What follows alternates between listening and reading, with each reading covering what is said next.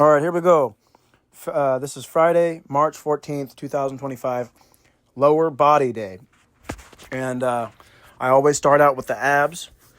I like to do a little bit of a variation now. I used to just do all these hanging lifts when I first started doing this split because I didn't have the decline. I'm supposed to do the decline crunches, but I didn't realize that I had this deal going on. So I put that in there. Now I can do the decline crunches. But I hit 30 of those hanging leg lifts to begin with, and then I jumped over to this where I get 12 or 13 of these declined crunches. I've been doing a variation. After I do this, I'll go back to the hanging leg lifts, which are fantastic. They got me like really getting there with my abs. My abs are formed up pretty nicely now since I've been working them out for so many years. But I started out initially just on the floor, crunches, like V snaps or suitcase, however you want to call them, and some windshield wiper deals where you throw your legs in the air and then you go back and forth side to side.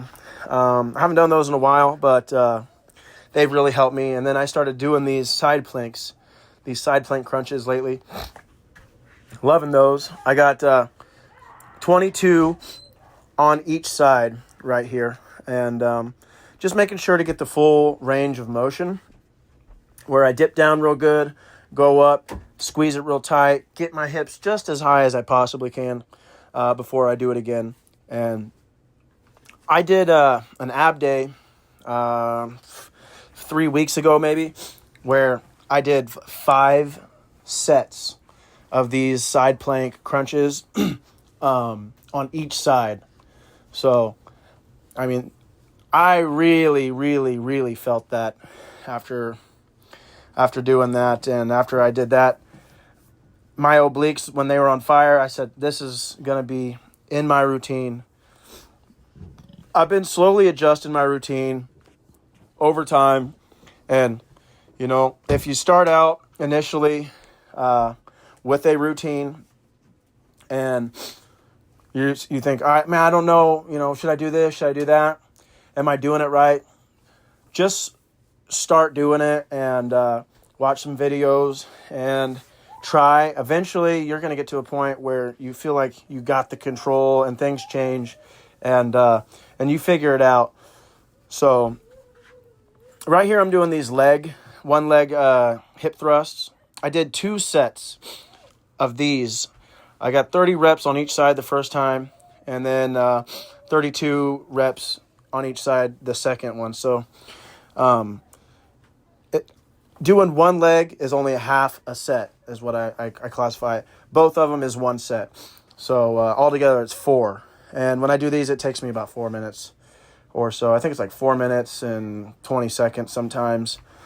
Just depends. When I first started out doing these, I was getting 10 or 15.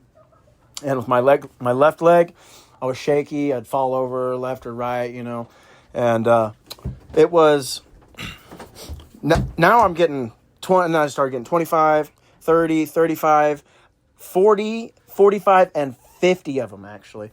One day I did 50 of them on each side in one go. And then I did it again. So I must have been feeling strong that day.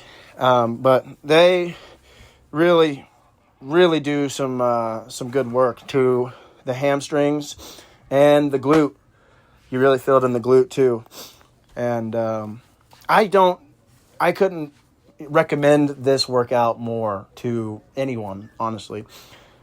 When I first started doing this, I was like looking for a way that I could work out my glute, because I really never have been able to feel any kind of workout in my glute, and I'm getting it now with that workout and with the rear foot elevated split squat, or some people call it the Bulgarian split squat.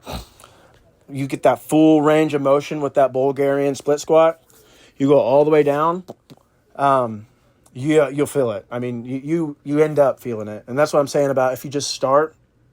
Say you're looking to figure out how to work out your glute, and then you find, that some people are recommending, do this exercise, do the Bulgarian split squat, do the hip thrust, do whatever it is. And then you do them and you say, oh man, well, I feel it in my legs, in the front, like in the hip flexors for the front, or, you're feeling it more somewhere else.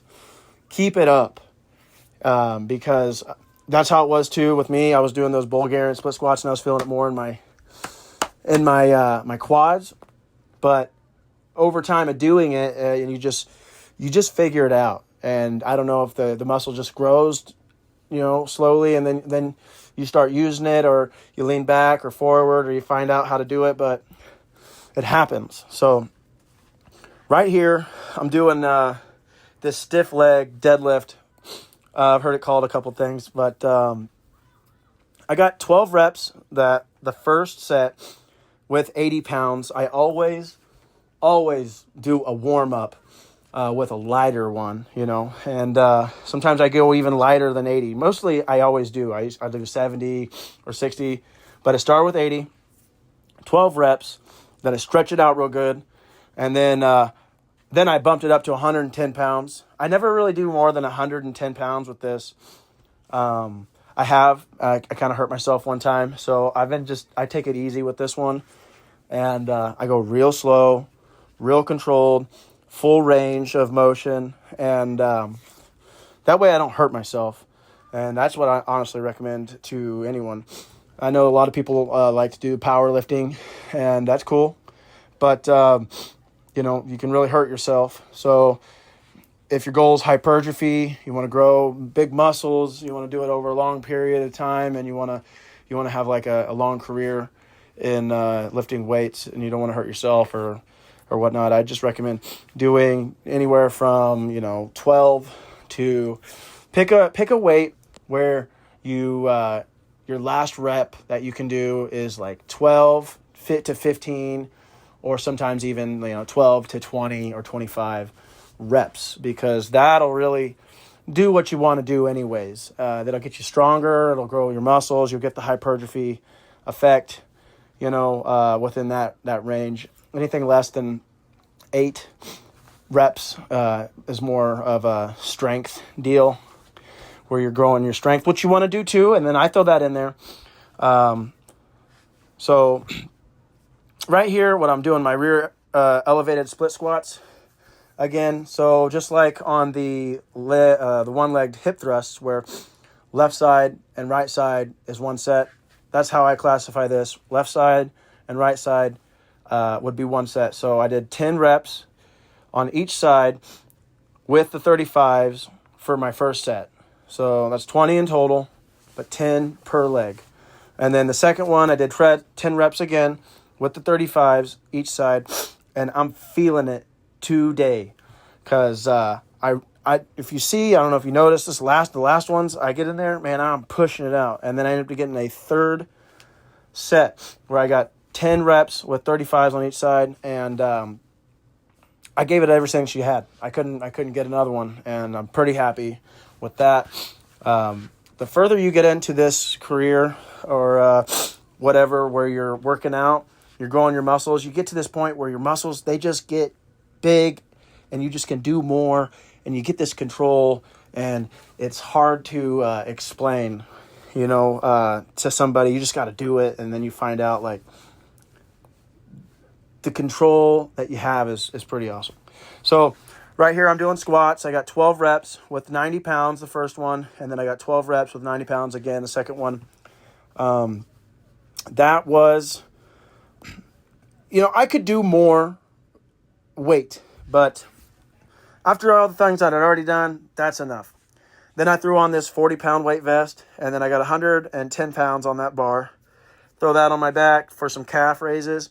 I got 70 reps or so in here, and I didn't do any more after that. But I did this frog split, hold, pulsating, whatever, deal for my insides as well, that I didn't, for my, I don't know how you call it, inner muscle. But I did that, and it was a lot. So anyways, Thanks for watching. See you next time.